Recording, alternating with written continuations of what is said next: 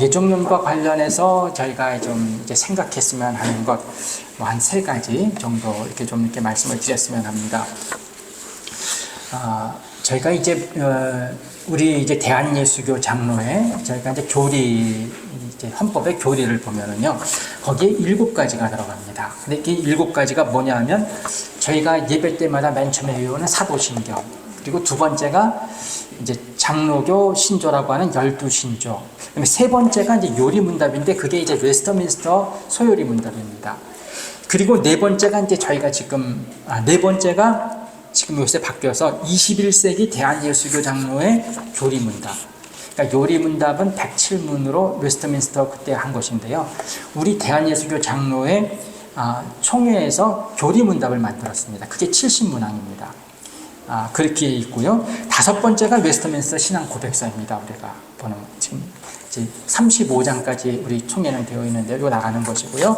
6번째가 대한예수교 장로의 신앙고백서. 그러니까 이제 웨스터민스터 신앙고백서가 있는 것처럼 이제 우리 대한예수교 장로의 총회에 신앙고백서가 있는 거죠. 그러니까 소요리문답이 있으니까 우리 교단에서도 교리문답을 만들었고요. 요리문답이라는 게 요약된 교리를 문답 형식으로 만든 건데요. 근데 우리 대한예수교 장로의 교리문답이 있고, 그다음에 웨스터민스터 신앙고백서가 있으니까 대한예수교 장로의 이제 신앙고백서가 6번째로 있고요. 7번째는 21세기 대한예수교 장로의 신앙고백서에서 이건 조금 이제 최근의 것들을 이렇게 담고 있는 신앙고백서가 있습니다. 제가 이제 이것을 말씀드리는 것은 왜 그러느냐면요. 이제 이 웨스터민스터 신앙고백이 1648년경에 나온 것이지 않습니까? 이제 그런데 이제 이게 그러니까 지금부터 지금 한 400여 년 그 정도 전이지 않습니까? 그러니까 이제 이걸 저희가 신앙의 교리로 받아들이면서도 오늘날 이제 한 300년 지난 시간이 긴 것 아닙니까? 그 시간이 지나면서 되어진 일들을 저희가 이제 고백으로 들어가는 것이 대한예수교 장로의 교리문답하고 대한예수교 장로의 신앙고백서라고 할 수 있습니다. 그러니까 이제 오늘날의 상황에서 옛날 것에 좀 더 보완하는 내용이 들어갔다고 저희가 볼 수 있겠죠. 근데 지금 제가 왜 이런 말씀을 쭉 드리냐면, 오늘 이제 이 웨스트민스터 신앙고백서를 보면 3장, 하나님의 영원한 결정에 관하여서 하면서 이 예정론에 대한 얘기가 자세히 좀 들어가 있지 않습니까? 근데 우리 대한예수교 장로의 교리문답이나 대한예수교 장로의 신앙고백서에는 이렇게 예정론이 다루지 않습니다. 제가 이렇게 쭉 보니까 예정론에 대해서 이렇게 많이 자세하게 다루지 않고요. 예정론을 좀 넘어가는 듯한 느낌을 줍니다. 이제 그거 왜 그러겠습니까? 이제 왜 우리 고백서가 그렇게 나왔는지에 대한 이야기까지는 제가 이제 어디 다른 데서 확인하지는 않았는데요.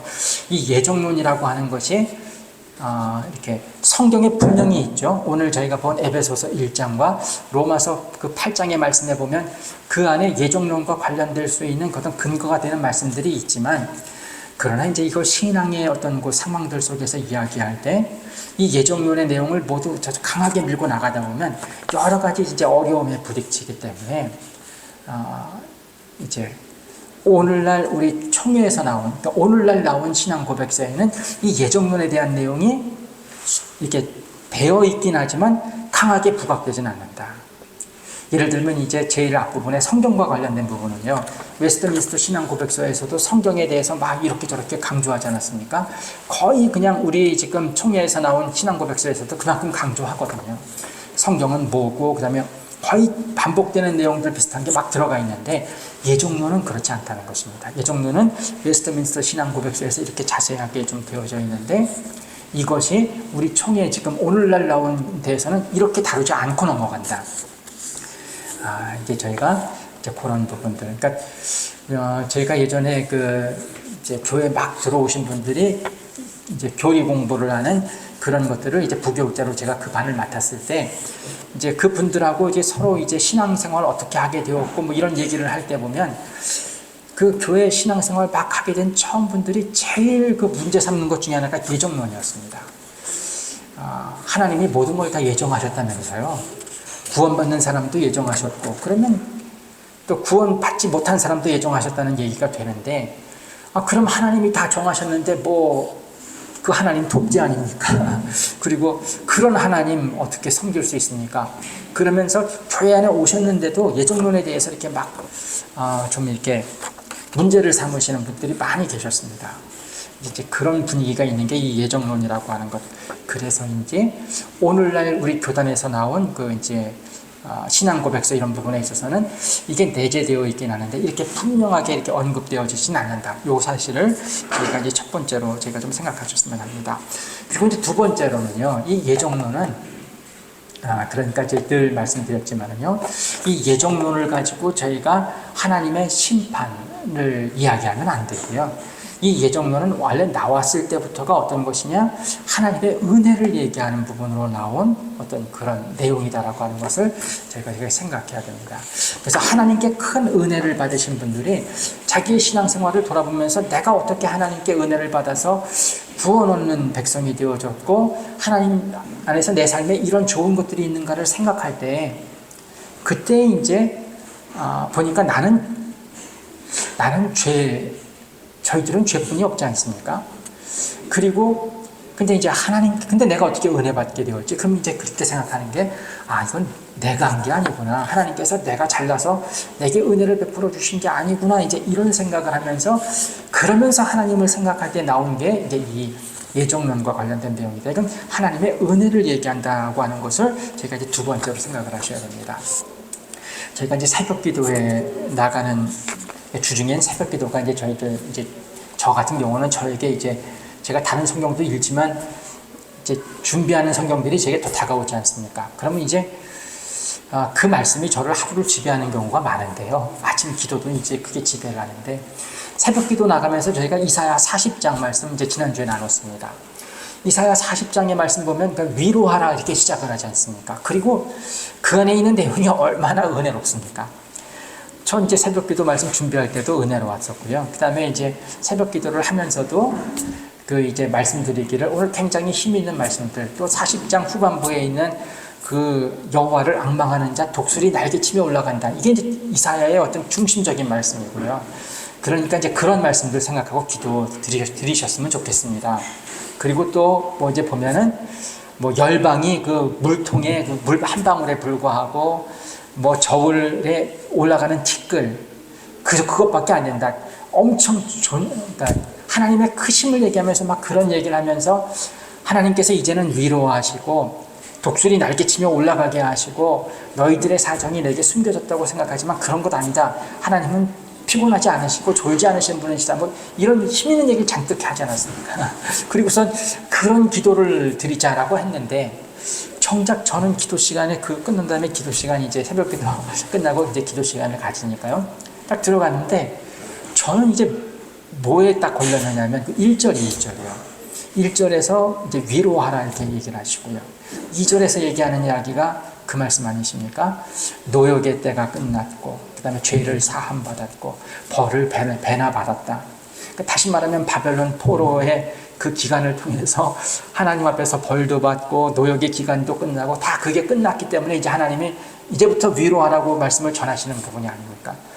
저는 기도를 들어갔는데 그 앞부분이 딱 이제 하나님이 위로라고 하는 그 뒷부분의 말씀이, 이게 지금 뭔가 잘못한 것들에 대한 셈, 그거 이제 말씀할 때도 일정 부분 했는데, 그러면서 제 자신의 이제 부족한 점들을 이렇게 조금 점검하게 되는데, 근데 그 제가 정한 시간이 그냥 제 부족한 점들 이제 그것으로 꽉 차고 말았습니다. 이제 이제 제 부족한 점들을 제가 이렇게 이야기하면 얘기 안 하는 게 낫죠. 어떤 것들은 사실 저희가 하나님 앞에서 저희를 점검하면서 나아가는 그 기도를 드릴 때 죄악의 역사를 점검하라는 게 있거든요. 한둘이 아니죠.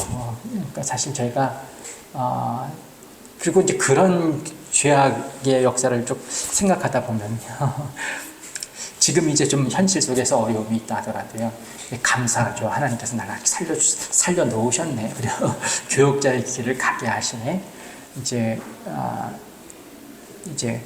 저희가 그냥 일반적으로 그냥 생각하면 나 죄 별로 없고, 나 그냥 그래도 나 교육자들 가운데 그렇게 하면 내가 뭐 다른 사람들보다 나쁜 건 없는데 하나님 왜 이렇습니까? 이렇게 이제 기도드리는 경우가 많은데요. 근데 자세히 그냥 뜯어보기 시작하면은요. 그래서 하나님의 말씀과 내 삶과 내가 한 행동들과 내 마음과 이런 걸 하다 보면은요. 그러니까 바울이 그렇지 않습니까? 바울이 그 디모데에 서면 마지막인데 내가 죄악에 뭐 괴수입니다 이런 얘기를 하지 않습니까? 제가 이제 그런 부분을 이렇게 돌아보게 되어집니다. 그래서 이제 그리고선 이제 기도 끝난 다음에 이거 여기 중심이 여기 있는 건 아닌데 이제 그러면서 이제 뭐 41장 또 나가니까요. 그 다음날 이제 좀 회복하는 부분들이 있었는데요. 저희가 사실 하나님 앞에서 저희들의 그 죄의 부분들을 살펴보다 보면은요, 이게 크거든요. 굉장히 큽니다. 그러다 보니까 그런데 지금 또 이제 하나님의 은혜 가운데 있는 저희를 생각을 하거든요. 이게 뭔가 제가 교육자가 되기 전에 뭐 여러 가지 지금 저희 아이들 늦게 오고 아이들 예배 뭐 그런데 저 생각하면 저도 뭐 비슷하거든요.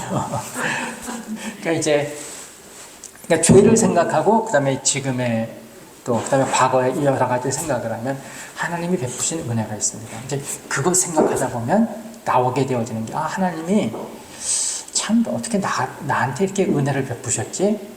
그러면서 이제 하나님의 은혜를 저희가 찬양하게 되는데요. 이제 그런 가운데서 이제 저희가 이제 이 예정론이 나왔다. 저희가 이제 그런 부분 볼 수 있습니다. 그래서 에베소서 1장 보시면은 뭐 저희가 이제 본문 중심으로 나가시면 여기 이제 보면 이거 사도 바울의 고백이지 않습니까? 하나님께서 바울에게 이제 고백하게 하신 것인데 보시면 4절에 창세 전에 그리스도 예수 안에서 우리를 택하셨고 우리로 사랑 안에서 그 앞에 거룩하고 흠이 없게 하시려고 그의 기쁘신 뜻대로 우리를 예정하셨다. 이런 얘기들을 막 하는 것입니다. 그러니까 바울 같은 사람이 하나님의 은혜를 생각하다 보니까요.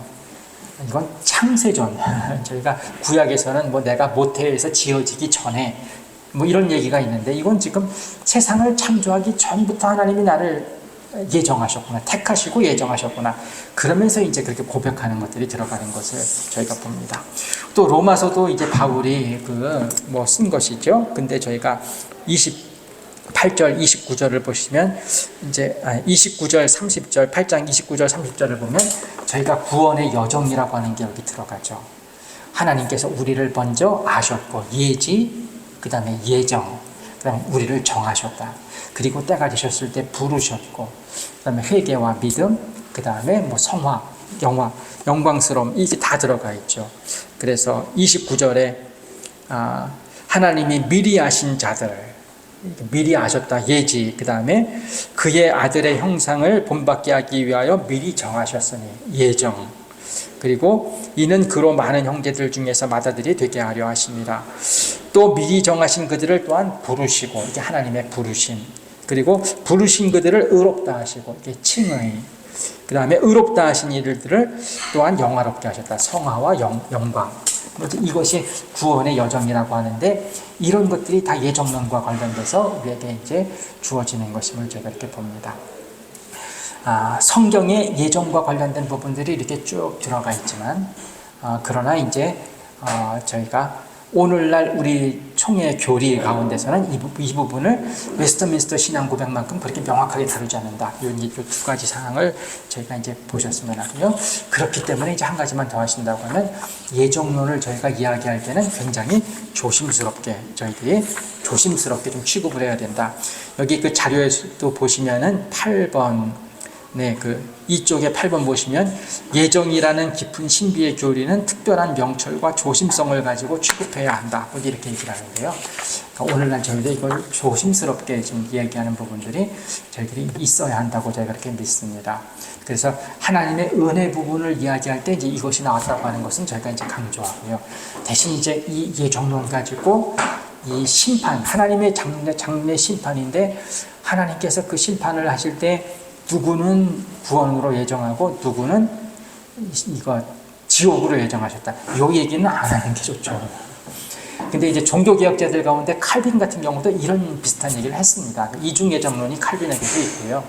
그래서 이제 종교개혁자들과 우리 장로교 전통에는 이런 것들이 있긴 있는데 오늘날은 그 부분은 조심하는 것이 저희들입니다. 그러니까 이제 하나님의 은혜를 생각할 때 이 예정의 부분을 얘기할 수 있지만 그러나 그 심판의 부분에 있어서는 그러면 저희가 지옥에 가는 사람들도 하나님이 다 예정하셔서 그러면 지옥 가는 사람들이 너무 억울하죠.